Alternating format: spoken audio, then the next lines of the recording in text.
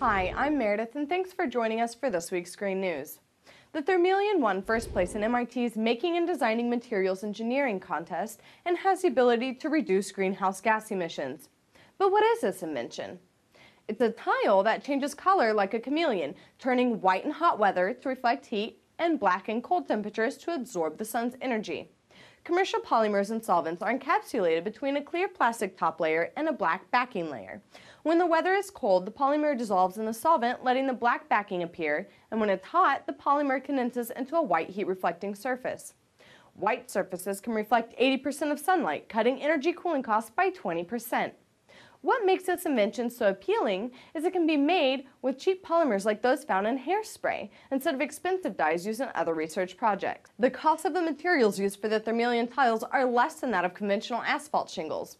What the team does not know yet is the durability of the new tile and how it will withstand different environmental conditions. What do a leaf, a fish, and a Nissan automobile have in common? Well, according to the car company, the potential to reduce emissions.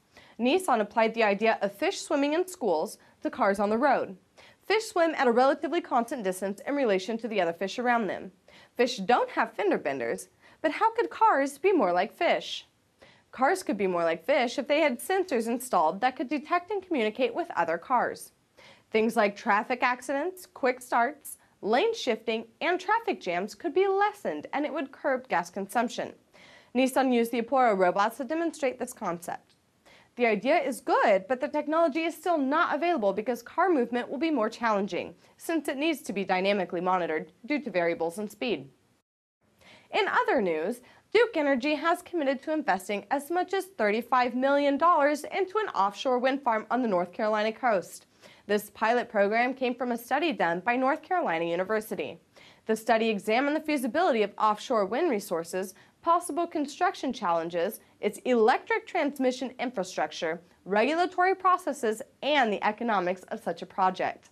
This pilot program itself would be able to answer other questions, such as how wind turbines would survive tropical storms and how they would affect the ecology of the site. The turbines will be placed in the Pamlico Sound, which is between the mainland and an island that is part of the Outer Banks. This area has the greatest potential because of shallower water depth that allows for easy access for researchers, as well as having stronger winds and a farther distance from military space and heavy bird populations. Well, folks, it's that time of year again when the cold is beginning to sneak in. Winter heating is responsible for nearly 4 tons of greenhouse emissions a month, so what can you do to help save the earth and cut down on heating costs? First, seal your leaks. It sounds dull, but one of the major culprits of high energy bills is the loss of heating.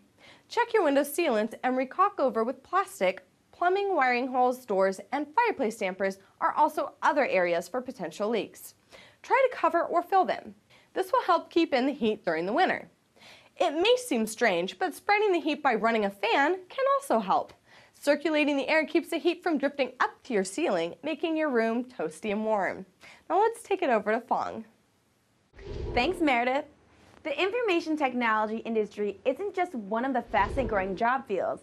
It may be what drives a global economic recovery. According to a study of 52 countries done by the global IT research firm IDC and the Microsoft Corporation, the IT industry is expected to explode. The study's projections are based on data collected from the Microsoft ecosystem. The Microsoft ecosystem is made up of local companies that develop and/or sell products that run with or on Microsoft software. These companies may also service or distribute the products. This makes Microsoft a critical economic catalyst in every country where it operates. More than $535 billion in revenues will be generated by the companies within the ecosystem, with the money remaining in local economies. On a larger scale, global spending on IT will create 5.8 million new jobs between the years of 2009 to 2013. This is an expected growth rate of 3%, a year which is 3 times faster than the growth of total employment. While revenues and jobs begin to rise, the IT market is expected to create more than 75,000 new businesses. Most of these companies will be small and locally owned.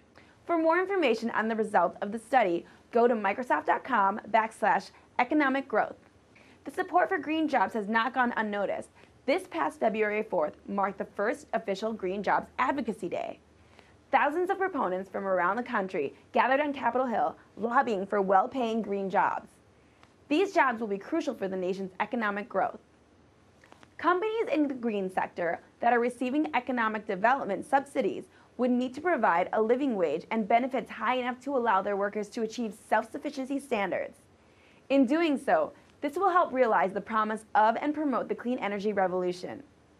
Thanks again for joining us. I'm Fong, and don't forget to join us next week with the most updated news on greenstocksrock.com.